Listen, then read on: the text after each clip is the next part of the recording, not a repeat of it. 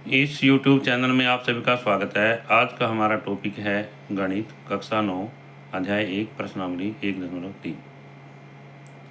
इस प्रश्नावली के 1 से 5 प्रश्न हमने पहले हल किए हैं और आज हम प्रश्न संख्या 6 से प्रारंभ करते हैं।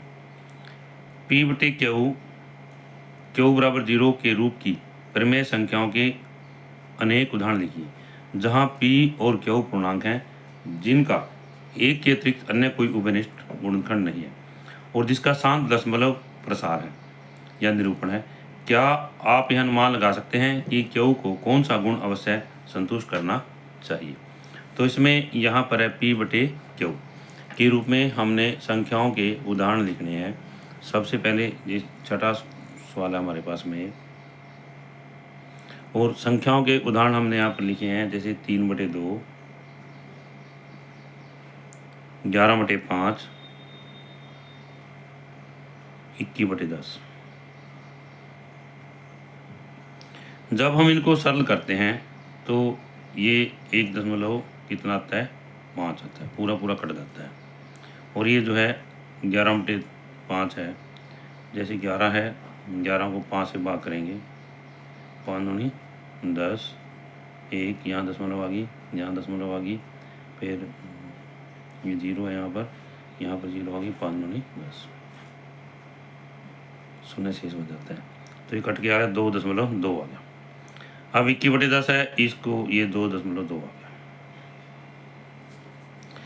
क्या आप अनुमान लगा सकते हैं कि Q को कौन सा गुण अवश्य संतुष्ट होना चाहिए? अब हमने ये बताना है P/Q है, इनका जो प्रसार है क्या है, शांत दशमलव प्रसार है, क्योंकि ये पूरा पूरा कट जाती हैं। अब इसमें हमने ये बताना है भी Q के अंदर कौन सा गुण है। अब जैसा कि हम देखते हैं इसमें Q क्या चीज़ है, यहाँ पर 2 है, 5 है और 10 है।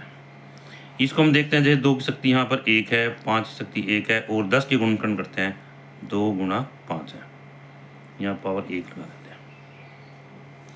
अब जैसा कि हम देखते हैं कि Q जो है यहाँ पर 2 है, 5 है या 2 × 5 है।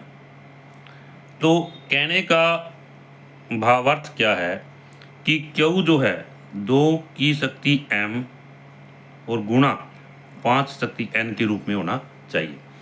तो इसका अर्थ क्या हुआ कि Q जो है 2 से पूरा पूरा कटने योग्य होना चाहिए, और या फिर जो है जैसे 5 है 10 आ जाता है, 100 आ जाता है, तो 5 से भी पूरा पूरा कटने के योग्य होना चाहिए।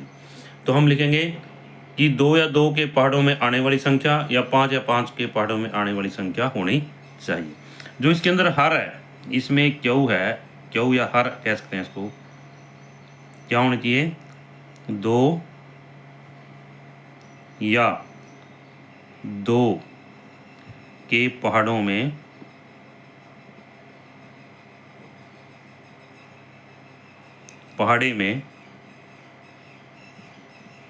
आने वाली संख्या होनी चाहिए, आने वाली संख्या। और या फिर क्या कहता है, 5 या 5 के पहाड़े में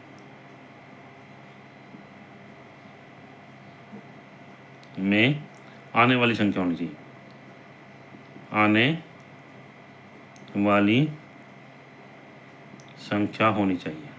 ठीक है, आप समझ आ गया होगा मेरे ख्याल में आपको। अब अगला है 7वां। ऐसी 3 संख्याएं लिखिए जिनका दशमलव प्रसार अनवसानी अनावर्ती है। क्या है, अनवसानी अनावर्ती है। तो इसमें क्या है अनवसानी अनावर्ती में कि 2 प्रकार का है इसमें, एक तो है अवसानी आवर्ती, एक है अनवसानी आवर्ती। तो इसमें सबसे पहले 7वां सवाल है हमारा, अवसानी अनावर्ती।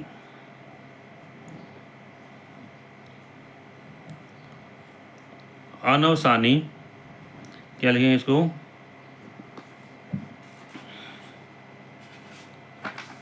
सातवां सवाल है अनवसानी अनावर्ती। क्या भाई, अनवसानी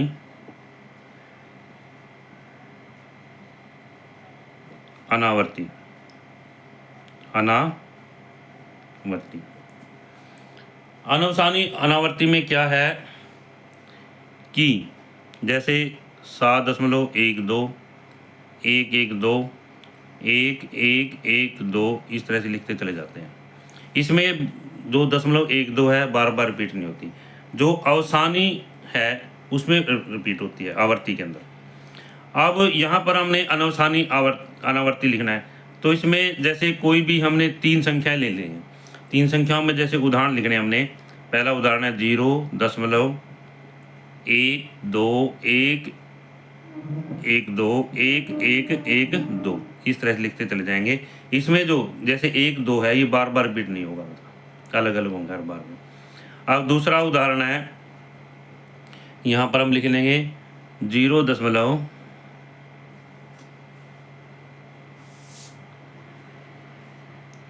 0.01 0.01 इस तरह से। और तीसरा उदाहरण है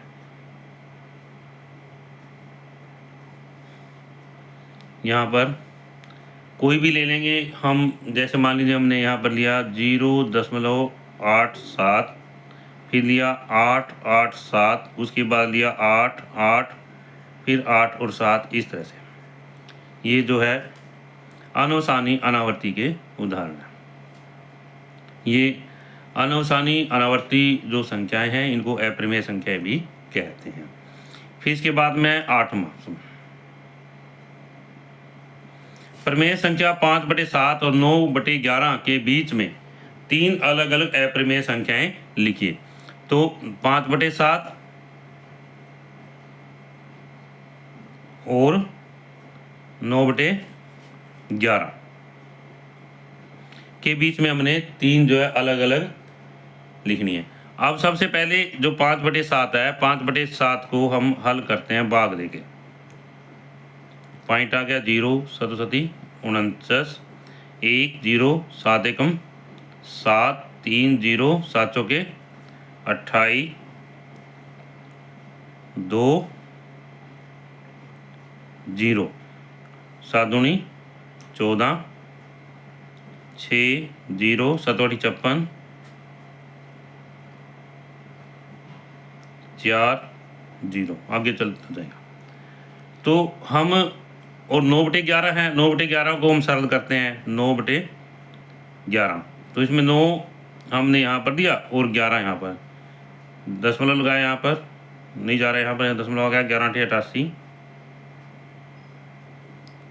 2 0 11 एकम 11 8 0 11 × 88 तो 9 9 0 आ गया, यहाँ पर 9 90 आ गया। 11 × 88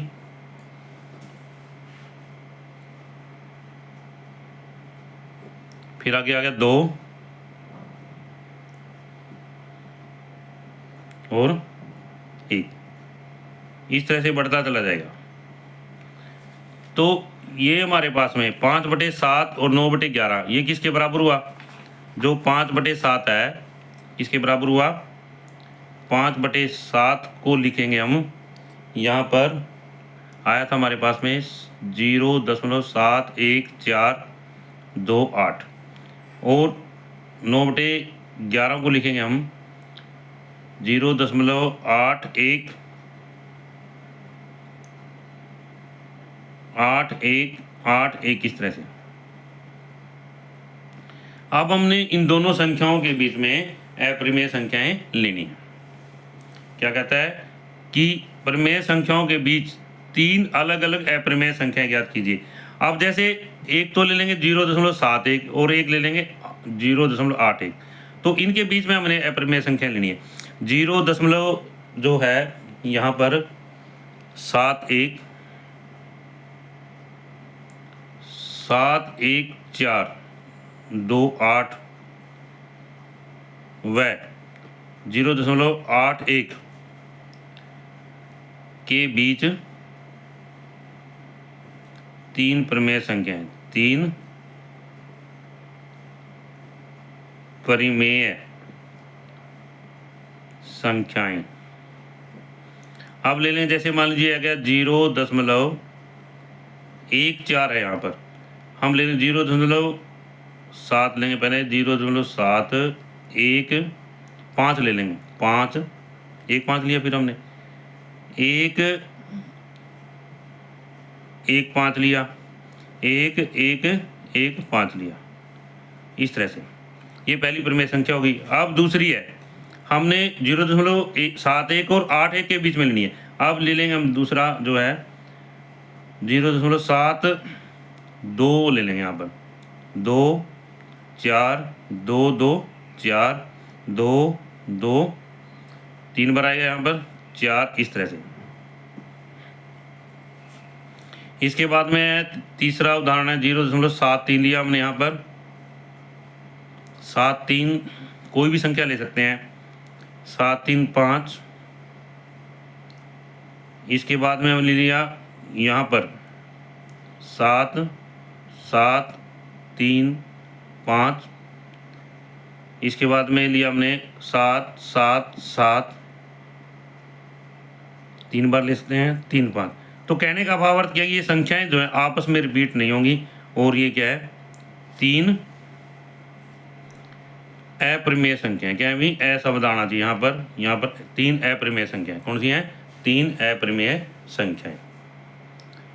इसे अगला है 9वां समय, बताइए कि निम्नलिखित संख्याओं में से कौन सी संख्याएं परिमेय हैं और कौन सी अप्रमेय है। इसके अंदर क्या है, परिमेय संख्या बतानी है। जैसे यहाँ पर लिखेंगे प्रश्न संख्या 9,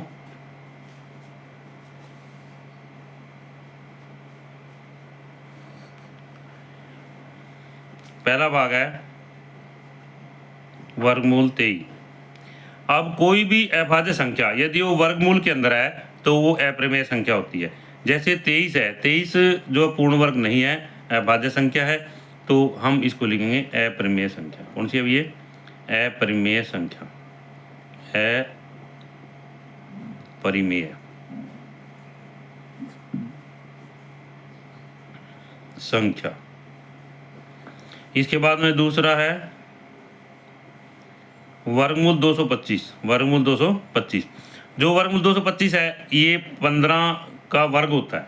इसका होता है 225 क्या है, 15 का वर्ग होता है, और इसको हल करते हैं तो हमें 15 प्राप्त होता है। क्या प्राप्त होता है, 15। तो जैसे मान लीजिए 225 है, 225 के हम गुणनखंड बनाते हैं। सबसे पहले 3 सत्ते 3 पंजे 15, फिर दोबारा से 3 पे 3 दूनी 6, 3 पंजे 15, फिर 5 पे 5 1, ये 5 पंजे 25 आ गया। अब ये बन गए गुणनखंड हमारे पास में 3 गुणा 3 गुणा 5 गुणा 5 के, तो ये पूर्ण वर्ग बन गई। तो इसका जो वर्ग मूल लेते हैं, मान लीजिए तो वर्गमूल क्या होगा हमारे पास में, 3 गुणा 5 आ गया तो 15 आ गया। कितना है भाई, 15। मान लीजिए अब इसको वर्गमूल के अंदर ले लेते हैं हम, तो यहाँ पर ये क्या है, परिमेय संख्या। क्या चीज़ है, परिमेय संख्या, परिमेय संख्या। इसके बाद में अगला तीसरा, ये है 0.796, 0.3796। ये क्या है, ये शांत है, और यह क्या है, परिमेय संख्या, परिमेय संख्या। फिर इसके बाद में अगला आ गया यहाँ पर चौथा पार्ट सवाल। ये क्या है, 7.478। अब इसमें यहाँ पर हम क्या देखते हैं कि ये आगे बढ़ता चला जाता है, 4 7 8 7। तो इसमें जैसे 4 7 आ गया, 478 आ गया, फिर अगले फिर 400, ये इसको रिपीट दिखा रहा है यहाँ पर। तो ये कौन सी संख्या है, परिमेय संख्या। कौन सी है, परिमेय संख्या, परिमेय संख्या। अब इसमें आ गया यहाँ पर 5वां भाग है इसका। इसके अंदर जो 5वां पार्ट है, इसके अंदर क्या लिख रखा है यहाँ पर, एक दशमलव यहाँ पर 101 आ गया, फिर 201 आ गया, फिर 301 आ गया, फिर 401 आ गया। तो इस तरह से बढ़ता जा रहा है। अब इसमें क्या है कि ये कौन सी संख्या है? अपरिमेय संख्या। कौन सी है भाई? अपरिमेय। क्योंकि इसमें पहले 10 है, फिर 100 है, फिर 1000 है, फिर 10,000 है, ये रिपीट नहीं हो रहा है यहाँ पर, तो इसको लिखेंगे अपरिमेय संख्या। अपरिमेय संख्या।